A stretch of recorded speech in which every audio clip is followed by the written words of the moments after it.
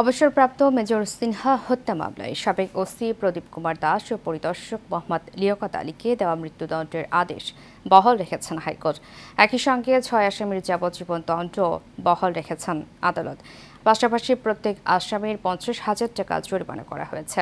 সকালে বিচারপতি মোহাম্মদ মোস্তাফিজুর রহমান ও বিচারপতি মোহাম্মদ সগির হোসেনের সমন্বয়ে গঠিত হাইকোর্ট বেঞ্চ এ রায় ঘোষণা করেন। শেখ সোহাগের রিপোর্ট।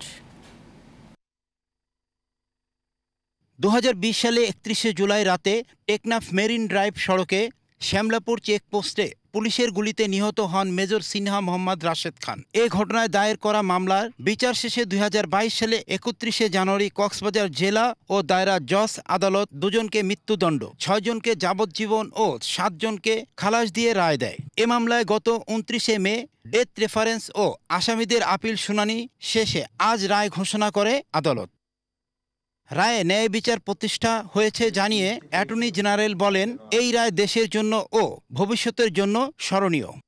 এই নির্মম হত্যাকাণ্ডের বিচার যদি বাংলাদেশের মাটিতে আমরা না করতে পারি, তাহলে এই বাংলাদেশ তার সভ্যতার ইতিহাসে একটি প্রশ্নবোধক চিহ্ন হয়ে থাকবে। আমরা রাষ্ট্রের পক্ষ থেকে মনে করি আমরা আমাদের দায়িত্ব যথাযথভাবে পালন করতে পেরেছি। হাইকোর্টের রায়ে সন্তোষ প্রকাশ করে দ্রুত রায় বাস্তবায়ন চান সিনহার বোন। সন্তুষ্ট সেদিনই হব, কারণ আমাদের তো আরও সামনে যেতে হবে, আরও কিছু পথ যেতে হবে। অ্যাপিলেট ডিভিশন আছে, সো ওই ফেজগুলো পার করার পরে যেই দিন রায়টা কার্যকর হবে, যদি একই রায় থাকে এবং রায়টা কার্যকর হয়, সেদিনে আমরা বলবো আসলে আমরা চূড়ান্তভাবে সন্তুষ্ট। এ সময় অবসরপ্রাপ্ত সাময়িক কর্মকর্তাদের পক্ষ থেকে বলা হয়, রায়ে ন্যায় বিচার প্রতিষ্ঠা হয়েছে। এনটিএমসির ভিতরে সমস্ত রেকর্ডগুলো আছে। ওই রেকর্ড পেলে আইজিপি, তৎকালীন আইজিপি বাইজিৎ সাহেব, এসপি সাহেব, আবদুল্লাহ সাহেব, ওনাদের সমস্ত লিঙ্কগুলো পরিষ্কারভাবে বের হয়ে আসবে।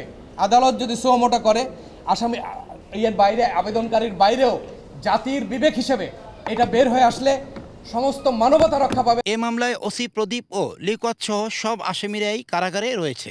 যাতে প্রত্যেকে আইনের আওতায় আসে, এই কথাটা আপনাদের মাধ্যমে আমি সবার কাছে পৌঁছাতে চাই। শেখ সোহাগ, এশিয়ান টেলিভিশন, ঢাকা।